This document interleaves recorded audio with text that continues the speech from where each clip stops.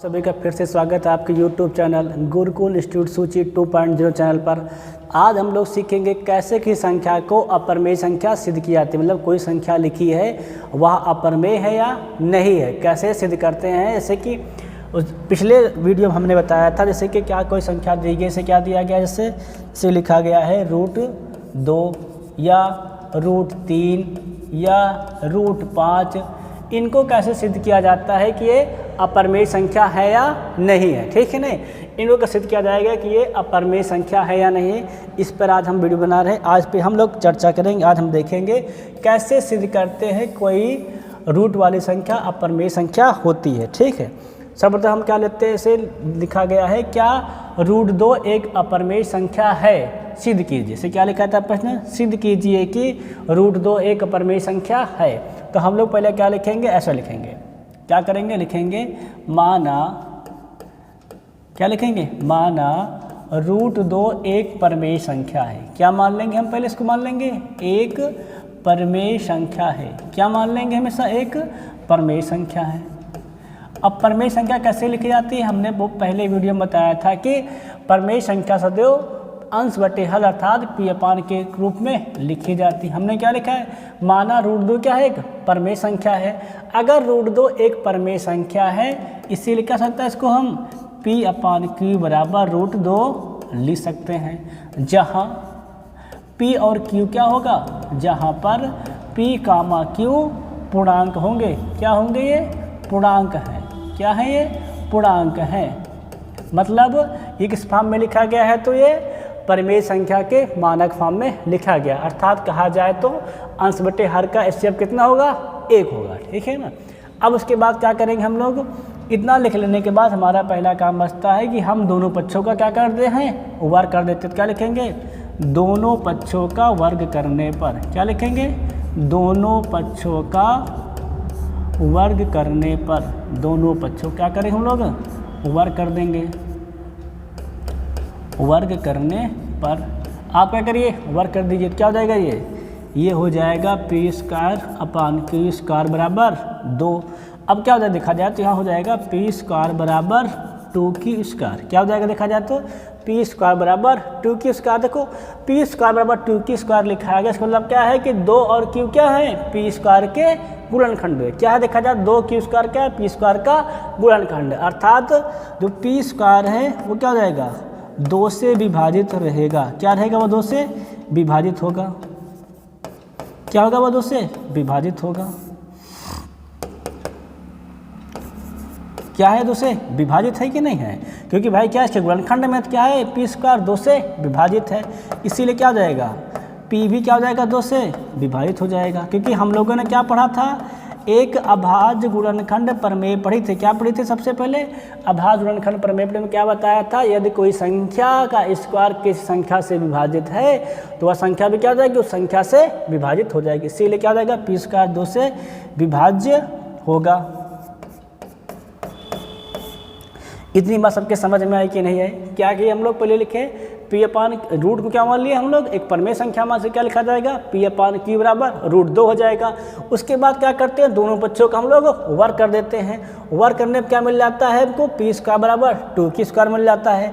अब P² क्या है, क्योंकि क्या है, इसके गुणनखंड में क्या है, P² 2 से विभाजित है, इसीलिए क्या होगा, P भी 2 से विभाज्य होगा। अब इसके बाद हम लोग क्या करेंगे, आगे चलेंगे, आगे देखेंगे क्या होगा। आगे देखो हम लोग यहाँ पर समीकरण नंबर 1 मान लेते हैं, समझ कर लो। हमारा समीकरण नंबर क्या है, 1 है। अब हम लोग क्या लिखेंगे, समीकरण 1 में क्या लिखेंगे, समीकरण 1 में P बराबर किसके बराबर लिखेंगे, P बराबर 2m रखने पर। क्या रख रहे हैं हम लोग, देखा जाए तो हम लोग रख रहे हैं P बराबर 2m रखने पर। अगर हम P बराबर 2m रखें तो क्या हो जाएगा, समीकरण 1 हमारा ये हो जाएगा 2m² बराबर 2Q²। होगा कि नहीं होगा। अब 2m² क्या हो जाएगा, देखा 2 से गुणा 2 का स्क्वायर क्या जाएगा, 4। क्या जाएगा, 4m² बराबर 2Q² हो जाएगा। क्या जाएगा, 2 1 जा 2 और 2 2 जा 4। देखा क्या मिल जाएगा, हमको मिल जाएगा Q² बराबर 2m²।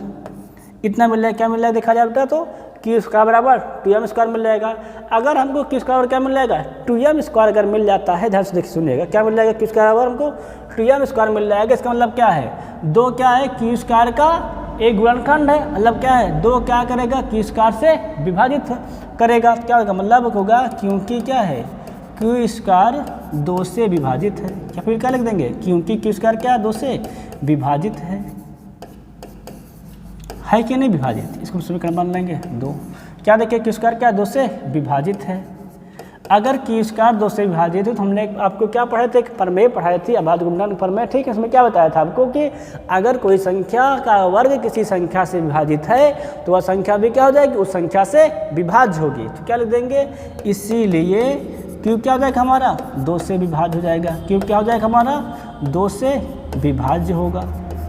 क्या हो जाएगा, ये 2 से विभाज्य होगा। अब देखा जाए समीकरण नंबर 1 और 2 से देखिए, क्या देखें हम लोग से देखें, अगर हम लोग समीकरण नंबर 1 और 2 से देखें, क्या देखें समीकरण नंबर 1 और 2 से देखते तो क्या मिलता है कि पी और क्या, पी स्क्वायर और क्यू स्क्वायर, अर्थात पी और क्यू का क्या है, एक समान गुणनखंड। क्या देखेंगे, समीकरण नंबर 1 व 2 से देखा जाए तो क्या लिखेंगे, क्या लिखेंगे, क्योंकि क्या लिखेंगे, क्योंकि क्या है, पी व क्यू का एक क्या है, उभयनिष्ठ गुणनखंड। क्या देखें, क्योंकि क्या है, पी व क्यू का एक उभयनिष्ठ गुणनखंड। कैसा गुणनखंड देखकर बोला जाता है, उभयनिष्ठ गुणनखंड। कौन सा गुणनखंड देखा है, तो उभयनिष्ठ गुणनखंड कितना है, 2 है। क्या है, उभयनिष्ठ गुणनखंड 2 है। दिख रहा भाई, क्यू भी क्या 2 से विभाज्य और पी भी क्या देखा जाएगा, 2 से विभाज्य है कि नहीं, पी भी क्या 2 से विभाज्य होगा, क्यू भी क्या है 2 से विभाज्य होगा। इसीलिए क्या जाएगा, क्यू की क्या हम बोल रहे हैं, पी व क्यू क्या है, उभयनिष्ठ गुणनखंड 2 है कि नहीं, 2 हम आगे दिखा चुके हैं, पीछे ऑलरेडी है। अतः क्या हो जाएगा, जो कि क्या है, देखो ध्यान रखो, अगर 2 उभयनिष्ठ गुणनखंड है तो जबकि हमने क्या माना है, एक परमेय संख्या माना है कि नहीं माना है, पी अपान क्यू क्या है, एक परमेय संख्या है। परमेय संख्या क्या कहती है, किसी का एचसीएफ कितना होना चाहिए, 1 होना चाहिए। अगर उभयनिष्ठ गुणनखंड 2 हो गया, मतलब कितना एचसीएफ हो गया उनका, 2 हो गया कि नहीं हो गया, अपान 1 हो जाए, यहाँ कितना हो जाएगा, 2 हो जाएगा, जो कि क्या हो जाएगा, जो कि क्या है, जो कि संभव नहीं है, जो कि क्या है, जो कि संभव नहीं है। क्यों संभव नहीं है, क्योंकि हमने क्या माना है, एक परमेय संख्या, परमेय संख्या का मान क्या कहता है कि उनके सब कितना होगा, 1 होगा, अर्थात उनके बीच कोई भी उभयनिष्ठ गुणनखंड नहीं होगी। इसलिए क्या, जो कि संभव नहीं है। अर्थात क्या है, अर्थात हमारी कल्पना क्या है, अर्थात हमारी कल्पना गलत है। मतलब क्या है हमारी कल्पना, अर्थात हमारी कल्पना गलत है। बेटा कैसी हमारी कल्पना है, अर्थात हमारी कल्पना गलत है। इसीलिए क्या हो जाएगा, इसीलिए √2 क्या है, इसीलिए क्या है, √2 एक अपरमेय संख्या है। क्या संख्या बेटा है, एक अपरमेय संख्या है, ध्यान रखना। क्या संख्या, एक अपरमेय संख्या है। क्यों अपरमेय संख्या है, देखिए जाले देखिए क्यों अपर संख्या, देखिए गौर से देखिएगा, क्योंकि हमने क्या माना है, देखिएगा हमने क्या लिखा है, माना √2 क्या एक परमेय संख्या, क्या माना √2 क्या एक परमेय संख्या है। इसीलिए क्या हो जाएगा, पी अपान क्यू क्या हो जाएगा, √2, जहाँ पी और क्यू क्या होगा, पूर्णांक है। हमने क्या किया, दोनों पक्षों का वर्ग कर दिया, क्या हो जाएगा, P square upon Q square बराबर 2 हो जाएगा। तो पी स्क्वायर क्या हो जाएगा, 2 से गुणा जाएगा, कितना जाएगा, 2 स्क्वायर। इसका मतलब क्या होता है कि पी स्क्वायर क्या है, 2 से विभाजित है। अब पी स्क्वायर 2 से विभाजित, हमारी प्रमेय के अनुसार क्या हो जाएगा, पी भी क्या हो जाएगा, 2 से विभाज्य हो जाएगा। समीकरण पी में हम लोग क्या कर रहे हैं, 1 में हम लोग क्या कर रहे हैं, पी बराबर 2m रख दे रहे हैं, ठीक है नहीं।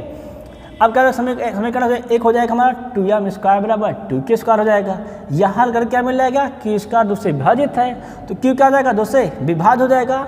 मतलब पी क्या हो जाएगा, 2 का उभयनिष्ठ गुणनखंड हो जाएगा, जो कि क्या है, संभव नहीं है। अर्थात हमारी कल्पना क्या हो जाएगी, गलत। इसीलिए क्या हो जाएगा, √2 एक अपरमेय संख्या हो जाएगी। क्या हो जाएगा, √2 एक अपरमेय संख्या हो जाएगी। ये आपके यूपी बोर्ड सिलेबस में है, इसको विशेष कर ध्यान रख लीजिएगा, इसको नोट कर लीजिएगा, एक दो बार और देख लीजिएगा वीडियो, आसानी से आपको आ जाएगा।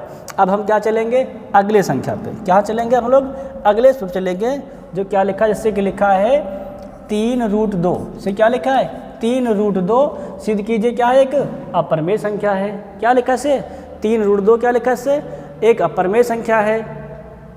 इसको सिद्ध करना, जब कैसे सिद्ध करेंगे, तो इसको भी क्या मान लेंगे, लिख लेंगे, माना क्या 3√2 एक परमेय संख्या है। क्या मान लेंगे इसको, क्या है कि ये परमेय संख्या है। क्या मान लेंगे इसको, क्या है कि ये परमेय संख्या है। ये सेकेंड टाइप सवाल लगाने का, ठीक है, सेकेंड टाइप है। अगर परमेय संख्या मान लें तो क्या हो जाएगा, ये P/Q बराबर 3√2 आ जाएगा, जहाँ हमारा P और क्या रहेगा, जहाँ हमारा P व Q क्या है, पूर्णांक है। क्या है ये हमारे पूर्णांक है। अब ये परमेय संख्या किस रूप में लिखा है, परमेय संख्या के मानक रूप में लिखा, अर्थात P व Q का सिर्फ कितना हो जाएगा, हमारा 1 हो जाएगा। अब जब कुछ यहाँ पे हल कर लेंगे कितना हो जाएगा, अगर हम 3 को नीचे भेज दें तो क्या हो जाएगा हमारा P/3Q बराबर √2, इतना हो जाएगा ना, जाएगा। अब देखा जाए किसमें, इसके बाएं तरफ में देखा जाए तो क्या लिखेंगे, क्योंकि बाएं पक्ष में, क्या देखेंगे, क्योंकि बाएं पक्ष में, देखिएगा गौर से, क्या देखेंगे बाएं पक्ष में क्या है, P/Q व 3 क्या है ये बेटा, पूर्णांक है। क्या है ये, पूर्णांक है। अगर किसी पक्ष में क्या लिखा रहे, केवल पूर्णांक लिखा होता, जिसका मतलब क्या है, होती है, कौन संख्या होती है, वो परमेय संख्या होती है। क्या होती है वो सदैव परमेय संख्या होती है। इसीलिए क्या हो जाएगा, इसीलिए बायां पक्ष क्या आपका है, बायां पक्ष आपका परमेय संख्या है। क्या है, बायां पक्ष आपका कैसी संख्या है, तो बायां पक्ष आपका परमेय संख्या है, ठीक है नहीं। इसीलिए क्या हो जाएगा, इसीलिए दायां पक्ष भी क्या होगा आपका, इसीलिए दायां पक्ष भी आपका परमेय संख्या होगी। इसीलिए क्या हो जाएगा आपका, दायां पक्ष भी परमेय संख्या होगी। क्या होगी, दायां पक्ष भी आपका क्या होगा, परमेय संख्या होगी। इतनी बात की सबके पास क्लियर हो गई कि नहीं हो गई। अब बायां पक्ष परमेय संख्या, इसलिए क्या होगा, दायां पक्ष भी परमेय संख्या होगी, जो कि जबकि हम अभी क्या सिद्ध किया है, √2 क्या है, एक अपरमेय संख्या है कि नहीं, सिद्ध किया है, जो कि क्या हो जाएगी, क्या लिखेंगे आगे, जो कि